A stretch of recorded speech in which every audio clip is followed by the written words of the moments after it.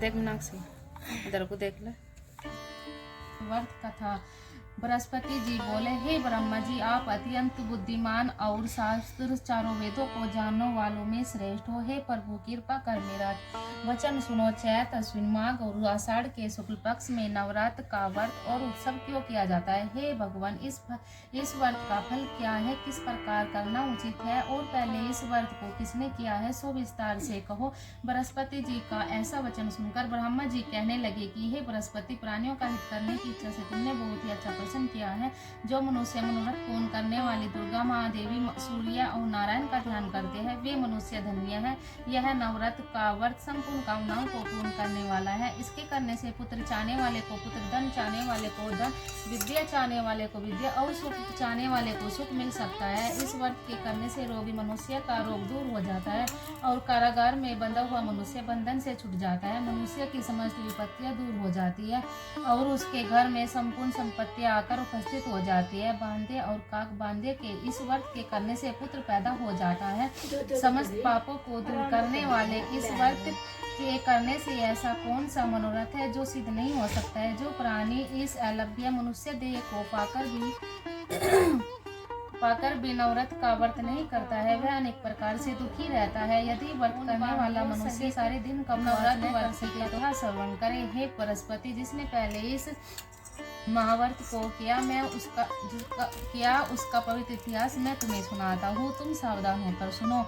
इस प्रकार ब्रह्मा जी का वचन सुनकर बृहस्पति जी बोले, हे ब्राह्मण, मनुष्य का कल्याण करने वाले इस व्रत को कहो। मैं सावधान होकर सुन रहा हूँ, आपकी शरण आई वे मुझ पर कृपा करो।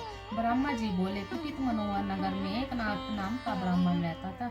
वह भगवती दुर्गा का भक्त था। उसके संपूर्ण सद्गुणों से युक्त मानव ब्रह्मा की सबसे पहले रचना हुई। ऐसी यथार्थ नाम वाली अपने पिता के घर बालकपन में अपनी सहेलियों के साथ क्रीड़ा करती हुई इस प्रकार बढ़ने लगी कि जैसे शुक्ल पक्ष की कला बढ़ती है। उसका पिता प्रतिदिन जब दुर्गा की पूजा और होम किया करता था, उस समय वह भी नियम से वहाँ उपस्थित रहती थी। एक दिन वह सुमिति अपनी सखियों के साथ खेलने लग गई और भगवती के पूजन में उपस्थित नहीं हुई। उसके पिता को पुत्री की ऐसी असावधानी देखकर क्रोध आया और पुत्री से कहने लगा कि हे दुष्ट पुत्री, आज तुमने प्रभात से भगवती का पूजन नहीं किया, इस कारण मैं किसी कुष्ठी और दरिद्र मनुष्य के साथ तेरा विवाह करूंगा। इस प्रकार कुपित पिता का वचन सुनकर सुमिति को बड़ा दुख हुआ और पिता से कहने लगी, हे पिताजी, मैं आपकी कन्या हूँ, मैं सब तरह से आपके अधीन हूँ। जैसी आपकी इच्छा हो मेरा विवाह कर सकते हो, पर होगा वही जो मेरे भाग्य में विधाता ने लिखा है।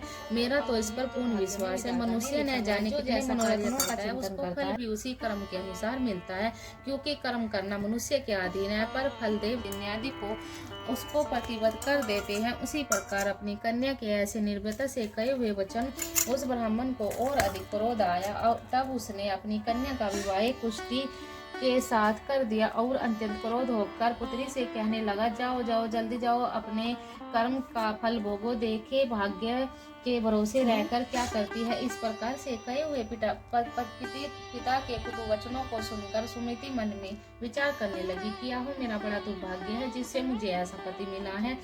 इस तरह से अपने दुखों का विचार करती हुई सुमिति अपने पति की उस गरीब बालिका की ऐसी दशा देखकर भगवती पूर्ण पुण्य के प्रभाव से प्रकट होकर सुमिति से कहने लगी कि हे दीन ब्राह्मणी, मैं तुझ पर प्रसन्न हूँ, तुम जो चाहो वरदान मांग सकती हो, मैं प्रसन्न होने पर मनोवांछित फल देने वाली हूँ।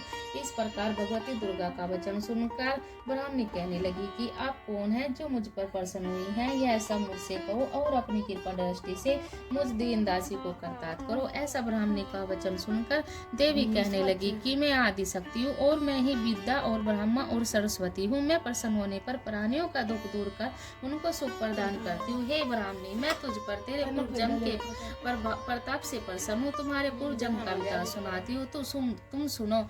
तो पूर्वजन्म में निषाद भील की स्त्री थी और अति पवित्रता थी। एक दिन तेरे पति निषाद ने चोरी की और चोरी करने के कारण तुम दोनों को सिपाहियों ने पकड़ लिया, ले जाकर और जेल खाने में कैद कर दिया। उन लोगों ने तुझे और तेरे पति को भोजन भी नहीं दिया। इस प्रकार नवरात्र के दिनों में तुमने न तो कुछ खाया और न ही जल जल पिया, इसलिए 9 दिन तक नवरात्र का व्रत हो गया। हे ब्राह्मणी, उन दिनों में जो व्रत हुआ उस व्रत के प्रभाव से मैं प्रसन्न होकर तुम्हें मनोवांछित फल दे रही हूँ। तुम्हारी जो इच्छा हो सो मांगो। इस प्रकार से दुर्गा के वचन सुनकर ब्राह्मणी बोली कि मैं आपको प्रणाम करती हूँ, कृपा कर मेरे पति के कोढ़ को दूर करो। देवी कहने लगी कि उन दिनों में जो तुमने व्रत किया उस व्रत के एक दिन का पुण्य अपने पति का कोढ़ दूर करने को अर्पण करो। मेरे प्रभाव से पति को निरोग करने की इच्छा से ठीक है। ऐसा बोली तब उसके पति का शरीर भगवती दुर्गा की कृपा से पुष्टिहीन होकर अति कांति युक्त हो गया, जिसकी कांति के सामने चंद्रमा की कांति भी क्षीण हो जाती है। वह ब्राह्मणी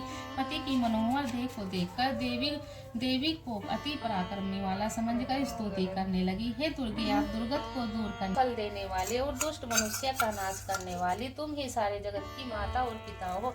हे अम्बे, मुझ अपराध अवला का मेरे पिता ने पुष्टि मनुष्य के साथ मिला कर मुझे घर से उद्धार किया है।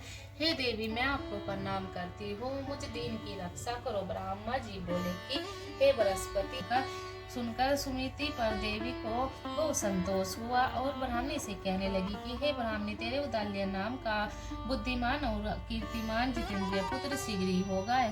ऐसा कहकर वह देवी उस ब्राह्मणी से फिर से कहने लगी कि हे ब्राह्मणी, और जो कुछ तेरी इच्छा हो सो मांगो, मनवांछित वस्तु मांग सकती है।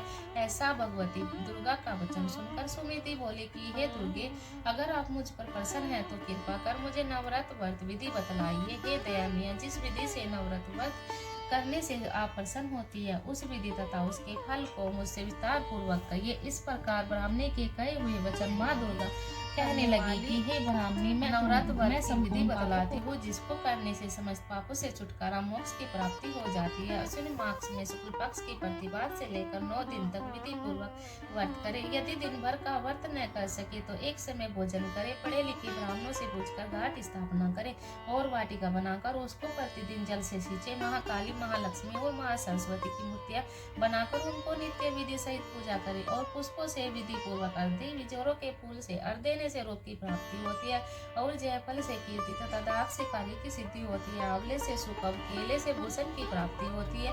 इस प्रकार फलों से अर्थ देकर यथा विधि हवन करे। खान, घी, गेहूं, शहद, जौने से लक्ष्मी की नारियल, दाग और कदम से पुष्पों से धन और पत्तों से तेज एवं सुख की प्राप्ति होती है।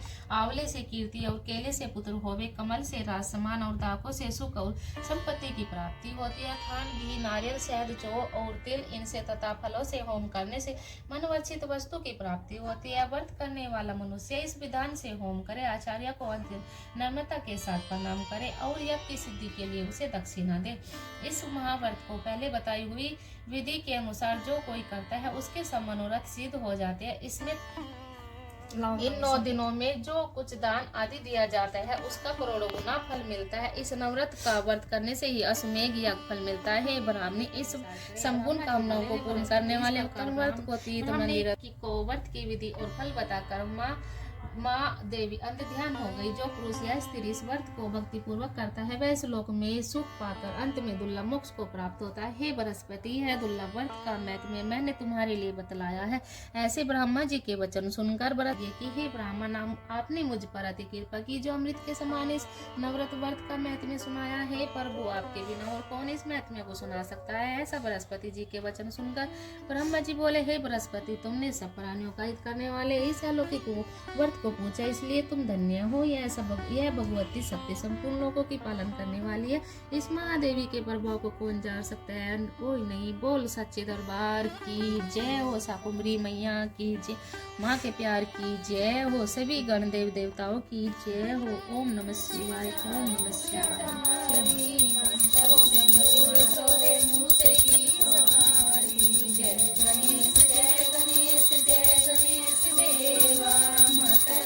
पार्वती पिता महादेवा, हार चढ़े, फूल चढ़े और चढ़े मेवा, लड्डू का भोग लगे, संत करे सेवा। जय गणेश, जय गणेश, जय गणेश देवा। माता जाकी पार्वती पिता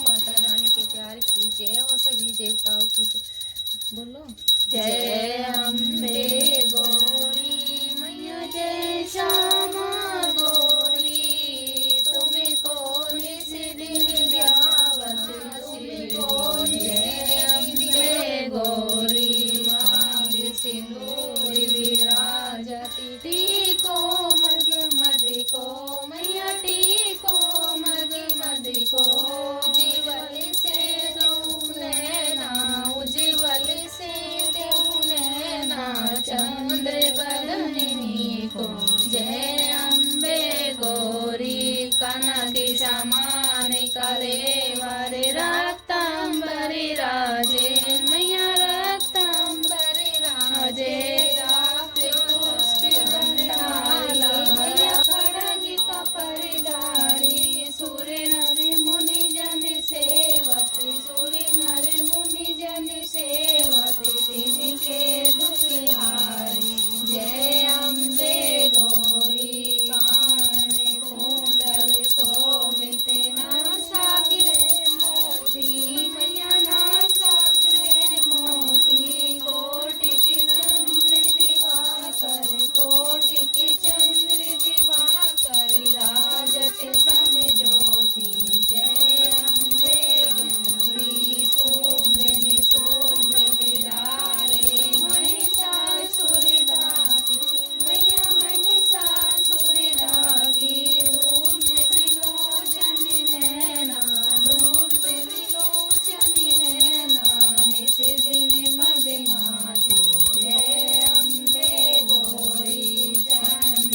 मोद सिंगारे सोनित बीज हरे मैया सोनित बीज हरे मधु के तमिलो मारे मधु के तमिलो मारे सुर बयानी कर जय अम्बे गौरी ब्राह्मी रुद्रानी तुम्ही कमिला रानी मैया तुम्ही कमिला रानी आगम निगम बतारे मानी जो अकबर मैया फुलान रोग कराल काली का धारा सेन से तुम ते ही सियारा परिघाट संतन पर जब जब ही सारा मुतु तुम तब तब अमरपुरी और बताए बसाए लोका तब महिमा सब रे को छुटी जाई जोगी सुरमुनि कहत पुकारे योग न हो बिन शक्ति तुम्हारी शंकराचार्य